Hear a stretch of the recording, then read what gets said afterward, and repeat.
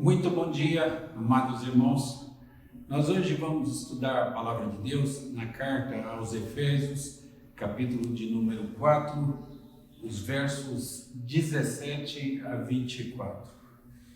E vamos falar sobre por que você está em Cristo, você é chamado para alguma coisa. Vamos ver para que você é chamado em virtude do fato de que você está em Jesus Cristo. Bem, vamos ler a palavra de Deus, carta de Paulo aos Efésios, capítulo 4, os versos 17 a 24. Nos diz assim a palavra do Senhor: Isto, portanto, digo, e no Senhor testifico, que não mais andeis como também andam os gentios, na vaidade dos seus próprios pensamentos, obscurecidos de entendimento, alheios à vida de Deus, por causa da ignorância em que vivem, pela dureza do seu coração, os quais, tendo se tornado insensíveis, se entregaram à dissolução, para com avidez cometerem toda sorte de impureza. Mas não foi assim que aprendestes a Cristo, se é que de fato o tendes ouvido e nele fostes instruídos, segundo é a verdade em Jesus, no sentido de que, quanto ao trato passado, vos despojeis do velho homem, que se corrompe segundo a concupiscência, as concupiscências do engano, e vos renoveis no espírito do vosso entendimento, e vos revistais do novo homem, criado segundo Deus, em justiça e retidão, procedentes da verdade. Assim temos lido a palavra de Deus e oramos para que, na sua misericórdia, Ele a inscreva em nosso coração, para que não pequemos contra Ele. Bem, tendo lido a palavra de Deus, tendo ouvido a palavra de Deus, agora vamos nos dirigir a Ele em oração. E quando nós vamos ter um encontro com Deus, primeiro fala Deus, e é por isso que lemos a sua palavra, e depois falamos nós. E quando nós falamos, a primeira coisa que fazemos é confessar os nossos pecados, dizer que não somos adequados para comparecer perante Ele. Quero convidá-lo a orar, confessando assim os nossos pecados. Oremos ao Senhor. Senhor, nosso Deus e Pai, ao olhar para a Tua beleza, santidade, majestade e pureza, olhamos também para nós e só enxergamos pecado e maldade em nós.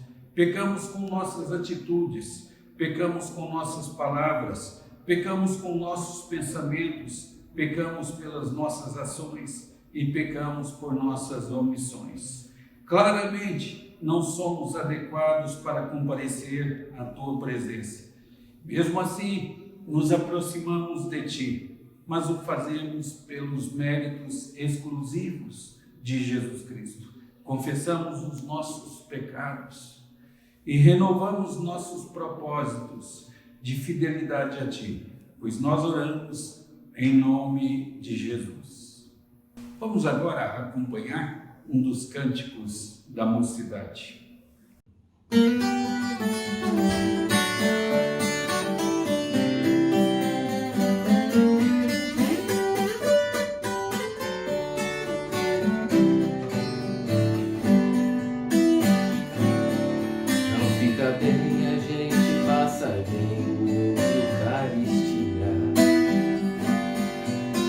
Mas quando se sabe o que fazer e não se faz,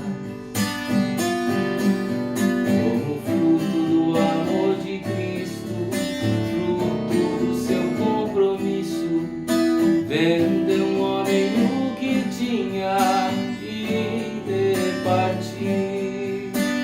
Era o seu nome Barnabé, natural de Chipre, também chamado de José, as consolações, homem bom e piedoso, cheio de temor e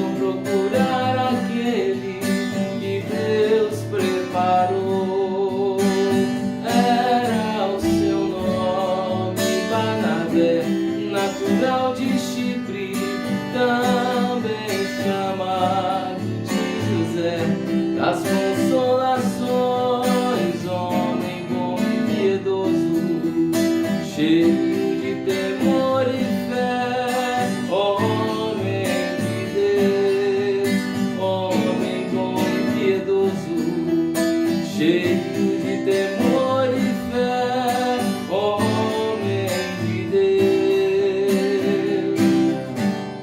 Quero convidá-lo para orar, intercedendo pela igreja, intercedendo pelo nosso país e intercedendo pelo mundo em favor daqueles que sofrem com esta pandemia.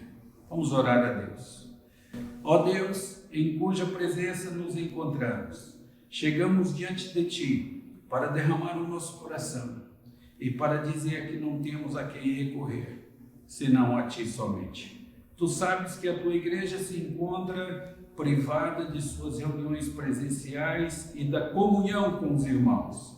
Assim, queremos suplicar que Tu abençoes o Teu povo, fazendo de cada lar um templo e uma escola. Um templo em que o Teu nome seja glorificado e cultuado. Uma escola em que a Tua palavra seja estudada, aprendida e ensinada. Senhor, queremos suplicar em favor do mundo que sofre com o novo coronavírus.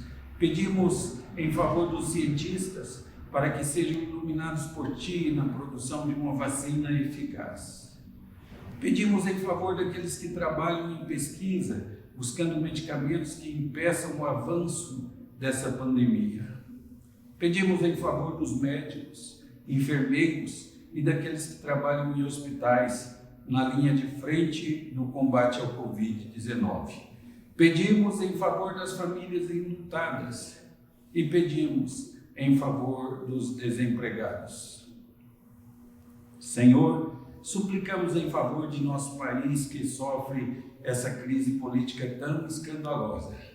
Pedimos em favor dos vereadores, prefeitos, deputados estaduais, governadores, deputados federais, senadores, do presidente da República e seus ministros e do sistema judiciário.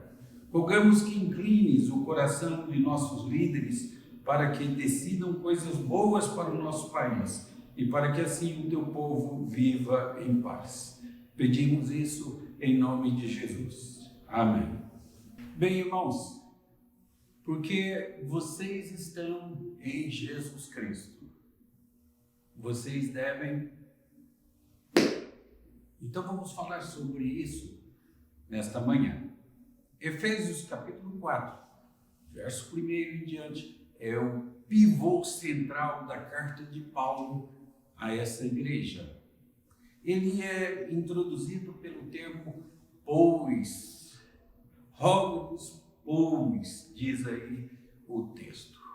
E até este ponto, ele gastou 3 capítulos para dizer aos Efésios o que Deus havia feito por eles. E agora, com base em tudo que foi dito, com base naquilo que Deus havia feito pela igreja, ele os chamou a caminhar conforme essa chamada. E nos versos seguintes, ele estabelece o que essa chamada deve ser. Porque você está em Cristo, você deve uma série de coisas. Então, nos versos 1 a 6 do capítulo 4, é uma chamada à unidade. Nós devemos amar uns aos outros, saber que nós somos membros de um único corpo. Por quê? Por causa de tudo aquilo que Deus fez por nós. Do verso 7, ou do verso 7 até o verso 16, nós temos uma chamada para diversidade. Embora nós sejamos um só em Jesus Cristo, o fato é que nós temos diferentes dons, nós somos partes de um corpo. Um corpo é uma coisa só, mas um corpo tem vários membros. E cada membro exerce uma função diferente. E nós somos membros deste corpo, cada um de nós tem um dom e cada um de nós, portanto, uma tarefa e um ministério, como vimos semana passada. O resultado dessa chamada foi que os crentes poderiam ser edificados como corpo para tornar-se como Jesus Cristo. Então esta é a visão geral, a visão do olho de águia, lá de cima, uma visão geral. Mas agora está na hora de ser prático, aqui no texto da carta de Paulo. Está na hora de perguntar: como eu me ajusto neste grande quadro que é a Igreja de Jesus Cristo? E nesta sessão, Paulo apresenta uma série de conclusões pessoais sobre como devemos viver em virtude de nossa posição em Jesus Cristo. Primeira coisa é que porque você está em Cristo, você é chamado para caminhar de forma diferente.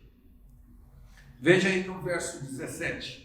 Isso, portanto, digo e no Senhor testifico, que não mais andeis como também andam os gentios, na vaidade de seus próprios pensamentos.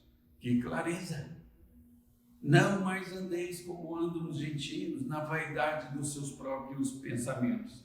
Paulo está falando com um grupo principalmente gentílico. E antes eles tinham um estilo de vida pagão, sem temor de Deus. Eles tinham todo tipo de vício que afligem a sociedade dos nossos dias. Mas Paulo não colocava a vida anterior deles em um nível mais baixo que o seu próprio. E então, no capítulo 2, você pode ver isso lá, nos versos 1 a 3, ele diz: e ele nos deu vida. Veja, ele se inclui, estando nós mortos em vossos delitos e pecados, estando vós mortos em vossos delitos e pecados, nos quais andastes outrora, segundo o curso deste mundo, segundo o príncipe da potestade do ar, do espírito que agora atua nos filhos da desobediência, entre os quais também todos nós. Veja, lá atrás ele disse vós, agora ele diz todos nós andamos outrora, segundo as inclinações da nossa carne, fazendo a vontade da carne e dos pensamentos. E diz: e éramos por natureza filhos da ira, como também os demais. Paulo se inclui entre eles aqui. Você vê isso no verso 3? É claro, é isso para você? Todos nós andamos outrora, judeus e gentios, religiosos e pagãos, sem exceção, antes de você vir a Cristo. Você vivia do modo que agradava a você. Não vivia do modo a agradar a Cristo, portanto. Mas a solução que nós temos aí é bem prática e bastante diferente. Você era o Senhor da sua vida e o comandante da sua alma, mas agora vem uma mudança. Você, quando professou fé, jurou submissão a outra pessoa. Você proclamou Jesus, o seu Salvador e o seu Senhor. Você jurou submissão a Jesus Cristo. Por causa disso, você é chamado para viver de forma diferente do resto do mundo.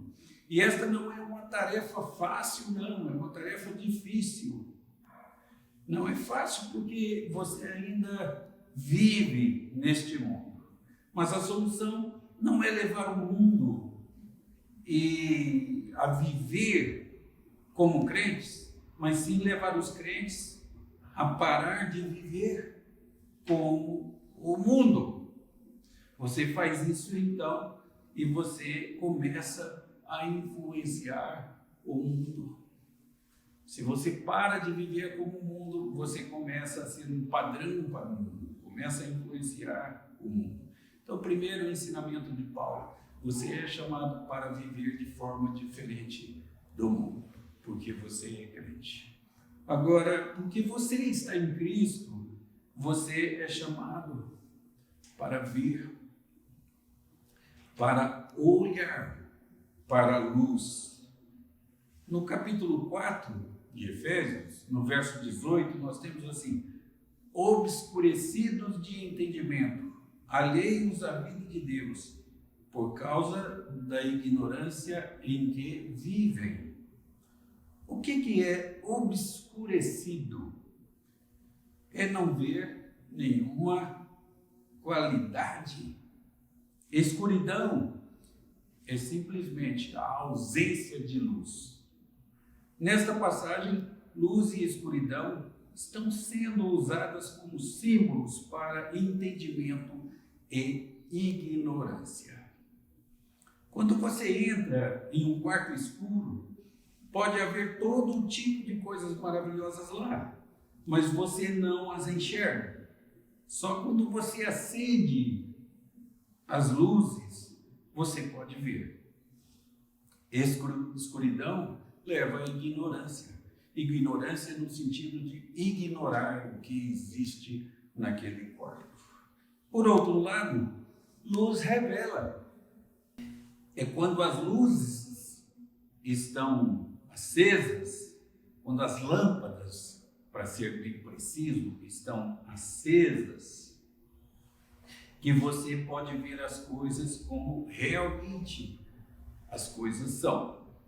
Há menos chance de você tropeçar e cair por causa de algo e se ferir. Bem, isso nos ensina algo sobre a vida espiritual.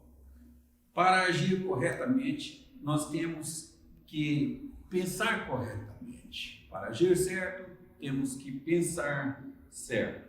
O que você pensa é o que você se tornará em breve. Primeiro você pensa, depois você faz. Então, há uma conexão entre pensamento e vida. Bem claro. Eu morei a maior parte da minha vida na Grande São Paulo. Cidades grandes, cidades que nunca dormem. Iluminações de rua, a noite nunca é realmente escura em São Paulo. Mas houve ocasiões quando visitei o interior do país. E eu tinha minha família em Goiás, e ainda tenho minha família em Goiás, no centro-oeste. E 50 quilômetros da cidade mais próxima. Agora, você sai à noite e o céu está lá cheio de estrelas, milhares de pontos de luz. O que acontece na cidade? As estrelas ainda estão lá, mas estão no escuro em comparação com as luzes da cidade e tornam-se invisíveis. Há uma lição para nós aqui. É que quando está bastante escuro, até uma pequena luz faz a diferença. Você é o único crente em seu lugar de trabalho, isso é muito ruim. Não, não é. Isso é muito bom para você, porque a sua pequena luz pode ser vista na escuridão. Seus vizinhos são todos pagãos, tomam cerveja aos sábados à noite e trabalham aos domingos. Eles podem ver a sua pequena luz no contraste. Você é o único crente em sua família. Você tem que enfrentar os parentes que pensam que você virou um tipo de fanático religioso. Sinta-se encorajado. A sua pequena luz está fazendo a diferença. Então, olha para a luz. Resplandeça. Você é luz do mundo, porque você está em Cristo. E porque você está em Cristo, você é chamado para ser, muito difícil isso, ser compassivo. Porque você está em Cristo, você é chamado para ser compassivo. No verso 18, na segunda parte, e no verso 19 do capítulo 4 da carta aos Efésios, nós lemos assim: pela dureza do seu coração, os quais, tendo se tornado insensíveis, se entregaram à dissolução para, com avidez, cometerem toda sorte de impureza. Eu tinha um amigo que tocava bastante bem o violão. E ele praticava várias vezes ao dia.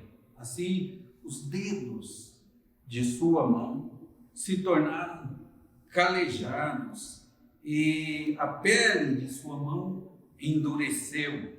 E isso é uma coisa boa para quem toca violão, mas é uma coisa ruim quando o seu coração é endurecido pelo pecado. Como é que isso pode acontecer? Quando você peca, o Espírito Santo alerta a sua consciência. Você sabe que está errado e sabe que deve se corrigir. E seu senso de dever grita dentro de você. Você tem uma de duas opções. Você pode escolher o que fazer. Você ouve a sua consciência ou você ignora de vez a sua consciência. Se você ouvir a sua consciência, ela permanecerá ativa, aberta e pronta para agir no futuro. Mas se você ignora a sua consciência, então da próxima vez ela não aborrecerá tanto. Você se acostuma com o pecado. Aqui está o ponto de Paulo. É possível ser endurecido assim e sua consciência não aborrecer mais, mesmo que você se ocupe do pecado mais vil imaginável. Então, você é chamado para enxergar isso e não deixar calejar a sua consciência, a dar ouvido ao Espírito Santo. E dando ouvido ao Espírito Santo, ser compassivo, ser complacente e abandonar o pecado. Quando o Espírito Santo mostrar as coisas erradas a você, deixe-as, seja sensível, seja compassivo, abandone o erro. Bem, porque você está em Cristo, você é chamado também para agir como Jesus Cristo. Tem um livro, um romance, que se chama Em Seus Passos, o que faria Jesus.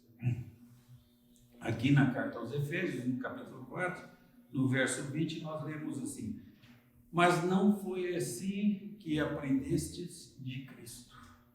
O verso 20. Veja como Paulo diz isso. Ele não fala de como você aprendeu sobre Cristo. Ele fala de como você aprendeu Cristo. Como você aprendeu Cristo. Há uma lição aqui.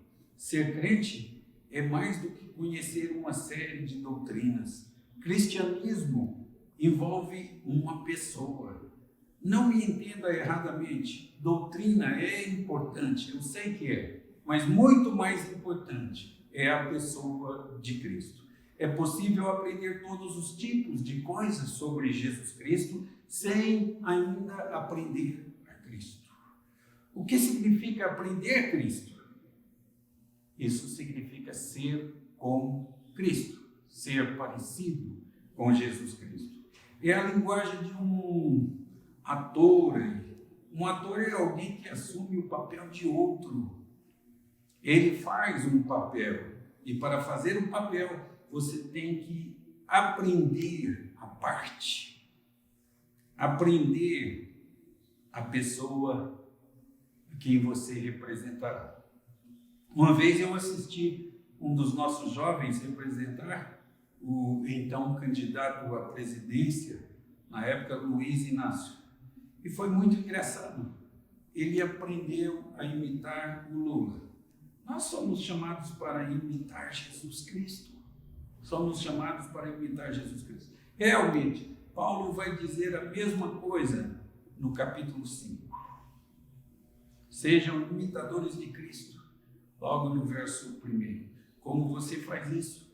É a pergunta. Aprendendo Cristo, estudando Cristo, conhecendo Cristo. E quando você conhece-o, você o ama. E você quer ser igual a Ele. E quando você o ama, o seu caráter será reproduzido na sua vida. Bem, porque você está em Cristo, então você também é chamado para viver sem nenhuma presunção. Verso 21, aliás, desde o 20, a última parte, até o 21, nos diz assim: mas não foi assim que aprendestes a Cristo, se é que de fato o tendes ouvido, e nele fostes instruídos, segundo é a verdade de Jesus. Aqui Paulo está falando aos membros da igreja de Éfeso, e através deles a todos nós, todos os crentes, eu faço a mesma coisa que vocês. Não devemos presumir que não temos a graça de Deus. Você é um crente em Jesus se você tiver, primeiro, ouvido dele. Depois, sido instruído nele, diz o texto. Depois, crido nele, se você tiver crido nele. E por fim, se você tiver determinado a segui-lo. Então vamos lá? Você tem que ter ouvido dele, você tem que ter sido instruído nele, você tem que ter crido nele e você tem que ser determinado a segui-lo.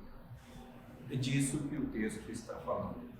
Paulo exorta os crentes: examinai-vos a vós mesmos, se realmente estáis na fé. Provai-vos a vós mesmos, ou não reconheceis que Jesus Cristo está em vós. Se não é que estáis reprovados, diz Paulo. Isso ele diz na segunda carta aos Coríntios, capítulo 13, no verso 5. Ao mesmo tempo, você deveria perceber que esta cláusula, essa sentença condicional, assume a integridade daqueles que ouvem. No idioma grego, é possível dizer se, significando 4 coisas diferentes. O se pode significar 4 coisas diferentes. 4 tipos diferentes de cláusulas condicionais em grego. Se for assim, etc. A primeira delas é chamada de condição de primeira classe. Assume ser verdadeira alguma coisa. Por exemplo, se I é verdade, se I é verdade. Tá? Satanás diz isso a Jesus: ó, se és mesmo filho de Deus, e é verdade que és filho de Deus. Esse é uma condicional de primeira classe. Quando Satanás diz assim: se és mesmo filho de Deus, esse se quer dizer se és e de fato és, e verdadeiramente és. Essa é a conjunção condicional de primeira classe. Ok, tem uma conjunção aí de segunda classe, e ela assume que alguma coisa é falsa. Por exemplo, o se aí não é verdade. Satanás usa esse termo com Jesus também. Ele diz: se prostrado me adorares, mas não farás isso. O se significa: se prostrado me adorares, mas o se significa: sei que não farás isso. Tá? Isso está em Mateus capítulo 4, no verso 9. E então depois tem uma terceira conjunção de condição de terceira classe. De terceira classe. Veja, a primeira presume que o fato é verdadeiro. A segunda presume que o fato seja falso. E a terceira é uma suposição ou uma incerteza. E o se aí talvez seja verdade e talvez não seja verdade. Tá? Se confessar os seus pecados, Talvez você confesse, talvez você não confesse. Se confessar, essa conjunção se aí, ela é de incerteza, tá? E isso é a terceira condição, terceira conjunção, e mostra a incerteza, suposição. Ok. E eu tenho uma quarta conjunção, que é uma condição aí chamada de quarta classe. É um desejo de que aquilo seja verdadeiro. Esse ser aí, embora não seja verdadeiro, mas eu desejo que seja. Embora não seja verdadeiro, eu desejo que seja. Né? É a condição que é usada aqui por Paulo, é a condição de primeira classe que ele usa aqui. Paulo assume que eles são crentes. Eles são crentes. Ele dá um valor nominal à fé que o povo tinha. Você vê aí? Não é meu trabalho julgar o seu coração. Isso é seu trabalho. Você deve considerar se você é verdadeiramente crente. Você deve se perguntar se realmente você ouviu dele e se você realmente foi instruído nele. Ok.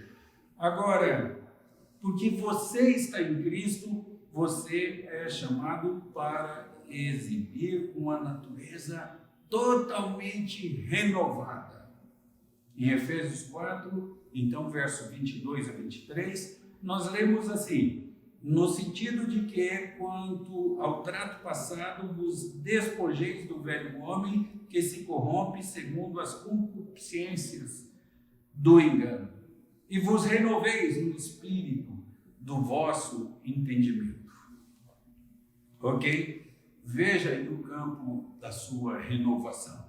No espírito do vosso entendimento. Isso tem que ver com todo o ser humano e com o todo do ser humano. Tem que ver com todo o ser humano e com todo do ser humano.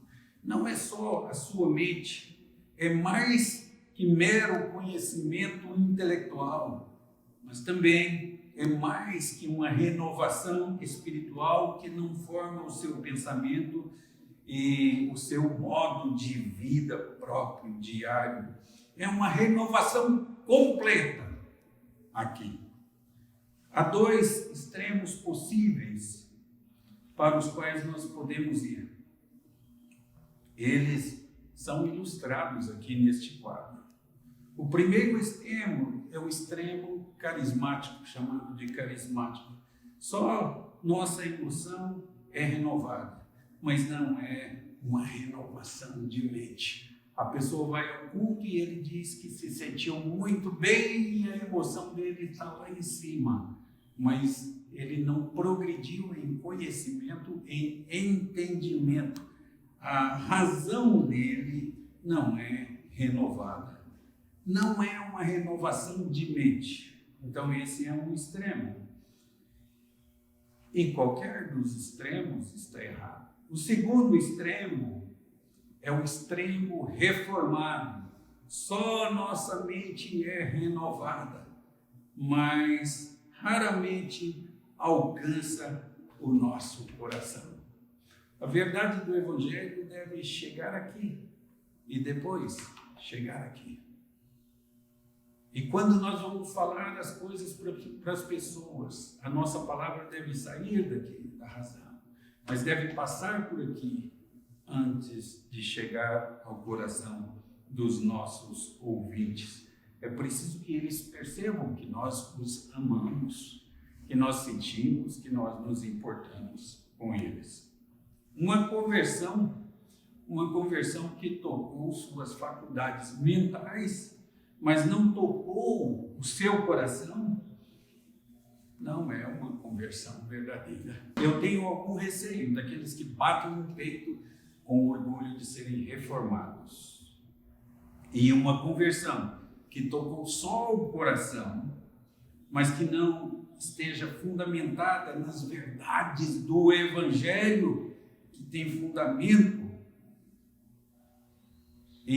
no qual deve ser edificada, eu também tenho dificuldades com isso. Então, qualquer extremo é perigoso. Paulo está falando de uma renovação completa da mente e do coração, das emoções e da razão, do sentimento, do homem como um todo. Quem está em Cristo, nova criação. E as coisas velhas se passaram e tudo se fez novo. Segunda carta aos Coríntios, capítulo 5, verso 17. Ok. E porque você está em Cristo, você é chamado para usar aquilo que foi criado para você. Então, os versos 22 e 24, nós lemos assim: no sentido de que, quanto ao trato passado, vos despojeis do velho homem, que se corrompe segundo as concupiscências do engano, e vos revistais do novo homem, criado segundo Deus, em justiça e retidão, procedentes da verdade. Você se lembra da história que Jesus contou sobre uma festa de casamento? A história é contada em Mateus, no capítulo 22, os versos 1 a 13. É uma história de um rei, e este rei celebrou o casamento do seu filho. Os convites foram feitos aos convidados, mas ao invés de convidados, o rei recebeu desculpas. E não eram desculpas muito boas. Todos eles estavam ocupados demais para se preocuparem com os interesses do reino. E para tornar o assunto pior, maltrataram os mensageiros do rei e até mataram alguns mensageiros do rei. E assim, o rei estendeu o convite a todos os que desejassem assistir. Os pobres, os ruins e os bons, qualquer um que quisesse ir, poderia. E, entretanto, uma coisa curiosa aconteceu. Quando o rei veio ao banquete, ele encontrou um convidado particular que tinha vindo sem as vestes próprias para o casamento. E eram vestes nupciais, era um insulto, isso, à honra do rei. E o homem que assim insultou o rei foi amarrado pelos pés e mãos e lançado na escuridão exterior. Aqui nós vemos uma chamada correspondente. Não é dito aqui em linguagem de vestes nupciais, mas é dito sobre aquilo que você despoja e aquilo que você veste. Há dois tipos de vestes. Um é chamado de o velho homem, a sua maneira anterior de vida, seu caminho para a destruição, apodrecendo debaixo do poder da luxúria, controlado pela luxúria. Isso é o velho homem. E o novo homem, que representa a nova vida em Cristo, a nova criatura, ou a nova criação, para dizer mais precisamente, e representa o desenvolvimento sob o poder de Deus, e indica alguém controlado pela verdade. Então, veja que Paulo não declara isso somente em termos negativos. Ele não diz, despojeis do velho homem e pronto. Nós não somos chamados para permanecer espiritualmente nus. Não existe uma posição neutra. Essa é a chamada do mundo. E o mundo gosta de reivindicar para si mesmo neutralidade, como se fosse uma coisa boa. Há partidos políticos que se caracterizam por ficar em cima do muro, por serem neutros. Eu ouço os pais dizendo, eu não vou ensinar, por exemplo, meu filho sobre Deus. Quando ele for mais velho, ele tomará a sua própria decisão. Essa decisão não é neutra, de modo algum. é uma posição de ateísmo. Não existe neutralidade quanto a Jesus Cristo. Ou você é por Ele, ou você é contra Ele. E da mesma maneira que o rei, na parábola de Jesus, exigiu vestes nupciais de todos que estavam na festa, você é chamado também para vestir-se do novo homem. E aqui está o ponto. Jesus exige uma nova vestimenta. Jesus é a nova vestimenta. Se você abrir a sua Bíblia e olhar no livro de Apocalipse, no capítulo 19, no verso 8, você vai ver aqui um linho finíssimo e puro que cobre os salmos. São os atos de justiça. São os atos de justiça de Jesus que são colocados na sua conta. E os seus pecados, o seu velho homem foi colocado. Seus pecados foram colocados na conta de Jesus Cristo. Como você recebe esta parte do vestuário? Quando você recebe isso? E como você recebe isso? Como você a veste? E como você usa essa parte do vestuário? Bem, você a recebe pela fé. Recebe pela fé. Você poderia pensar o seguinte: pastor, minha fé não é tão grande assim. Isso é certo. Você toma a sua fé e pede que ela seja aumentada. Como o homem disse: Senhor, eu creio, ajuda-me em minha incredulidade. Então você toma a sua fé e a leva a Deus. Então olha, não para a sua fé, mas olha para Deus. E é assim que você vai viver, andando segundo a vontade de Deus, deixando as coisas velhas, desvestindo-se do velho homem, deixando as coisas antigas e erradas que você praticava, e começando, se esforçando dia a dia para fazer coisas corretas que glorifiquem a Deus. E assim você vai crescendo, desvestindo-se do velho homem e revestindo-se do novo homem. A isso nós chamamos de santificação. Deus assim nos abençoe. Amém. Em resposta ao que estudamos hoje, vamos orar ao Senhor. Senhor, nosso Deus e Pai, louvamos o Teu nome pela Tua palavra e ela nos ensina a orar pelos motivos corretos. Ajuda-nos a lê-la, ajuda-nos a compreendê-la e, compreendendo-a, colocá-la em prática em nossa vida. Queremos orar na direção correta, pelos motivos corretos e com confiança. Queremos ser filhos melhores, queremos amar o próximo e queremos Te amar acima de todas as coisas. Queremos, Senhor, ter paz com todos os povos. Queremos ser um verdadeiro templo onde os homens venham buscar a Deus. Queremos desempenhar nosso ministério, desenvolver nossos dons para que sejamos úteis no Teu reino. Queremos caminhar de forma diferente, ver a luz, ser compassivos, agir como Cristo, viver sem presunção, exibir uma natureza renovada, e queremos usar aquilo que foi criado para nós. Pedimos isso em nome de Jesus. Amém. Acompanhemos agora mais um dos cânticos da mocidade.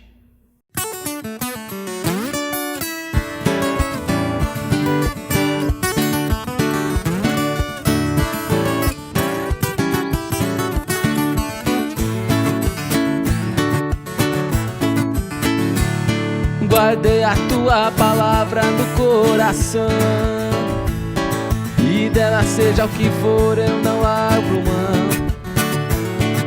Em meus pensamentos os Teus ensinamentos, a Tua sabedoria, o meu sustento. A tua palavra é um bem que não escondo de ninguém. É uma luz que irradia como o sol do meio-dia.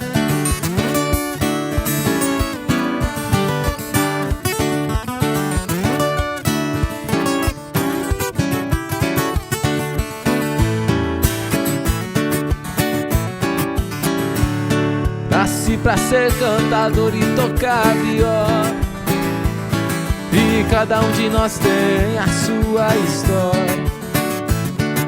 Podemos ser diferentes, mas veja bem, quem morreu na cruz por mim, por você também. A tua palavra é um bem que não escondo de ninguém. É uma luz que irradia como o sol do meio-dia.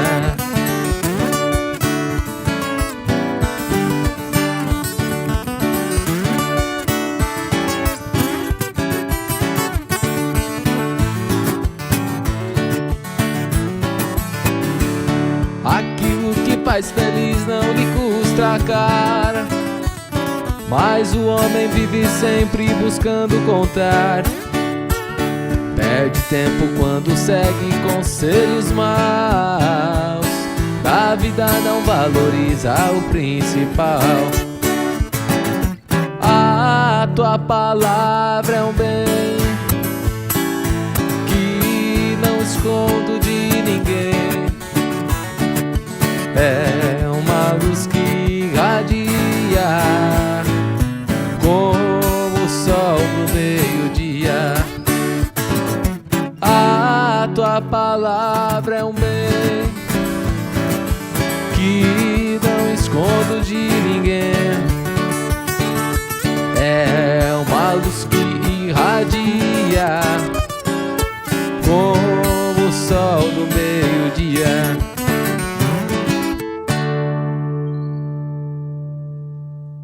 Recebei a bênção. Que a graça de nosso Senhor Jesus Cristo, o amor de Deus, o nosso Pai, o poder, a comunhão, a consolação e os ensinos do Espírito Santo estejam com vocês e com todo o povo de Deus espalhado pela face da terra, hoje e pelos séculos dos séculos. Amém.